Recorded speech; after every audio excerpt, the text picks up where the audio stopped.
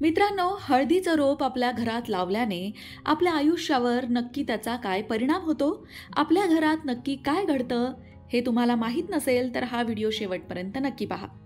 स्वयंपाकघरात हळदीचा वापर सर्रास केला जातो. हळदीमुळे भाजीचा रंग तर बदलतोच, पण ती खाल्ल्याने अनेक आजारांपासून बचावही होतो.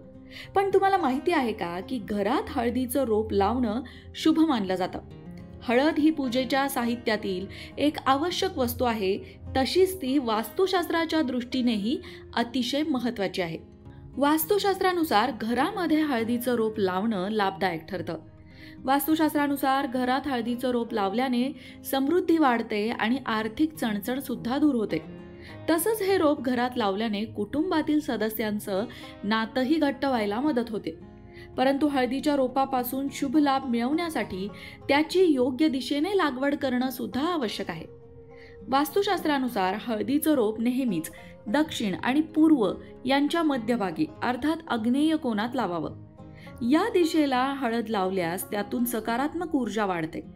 त्याचबरोबर सर्व वास्तुदोषही दूर होतात. जर तुम्हाला घरात सुखशांती हवी असेल तर पश्चिम उत्तर दिशेला हळदीचं रोप लावा.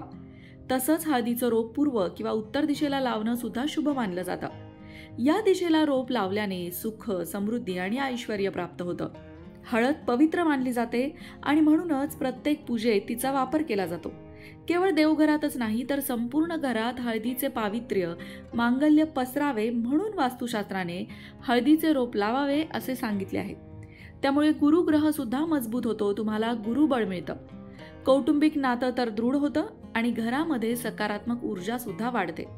याशिवाय घरातील तिजोरीत किंवा इतर कोणत्याही कपाटात हळकुंडाचा छोटासा तुकडा ठेवल्याने सुद्धा लक्ष्मीची कृपा होते असं म्हटलं जातं आणि घरात कधीही पैशाची कमतरता भासत नाही. पण मग हे हळदीचं रोप घरात लावायचं कसं? ओल्या हळकुंडाचे लहान तुकडे करा. ओलसर आणि चांगला निचरा होणाऱ्या समृद्ध सेंद्रिय मातीने भांडे भरा. नंतर ओल्या हळकुंडाचे तुकडे जमिनीच्या पृष्ठभागाच्या खाली सुमारे 2 इंच ठेवा आणि कळ्या वरच्या बाजूस ठेवून वर माती टाका. भांड्यात पुरेसं पाणी घालत राहा. कालांतराने हळदीचं रोप वर वाढेल आणि मुळाशी हळकुंड आकार घेऊ लागेल. मित्रांनो, आता तुम्हाला प्रश्न पडला असेल की एक हळदीचं रोप लावल्याने आपल्या आयुष्यात इतका परिणाम कसा होऊ शकतो? तर त्याचं उत्तर असं आहे की वास्तुशास्त्रानुसार अशी काही झाडं सांगितली गेली आहेत ज्याचा आपल्या आयुष्यावर, आपल्या घरावर नक्कीच परिणाम होतो. खरं तर प्रत्येक जिवंत प्राणी हा निसर्गाचा भाग आहे आणि निसर्गातच त्याच्या सगळ्या समस्यांची उत्तरं आहेत. पण आपण निसर्गापासून लांब गेल्यामुळे अनेक समस्यांनी वेढलो गेलो आहोत आणि घेरलो गेलो आहोत.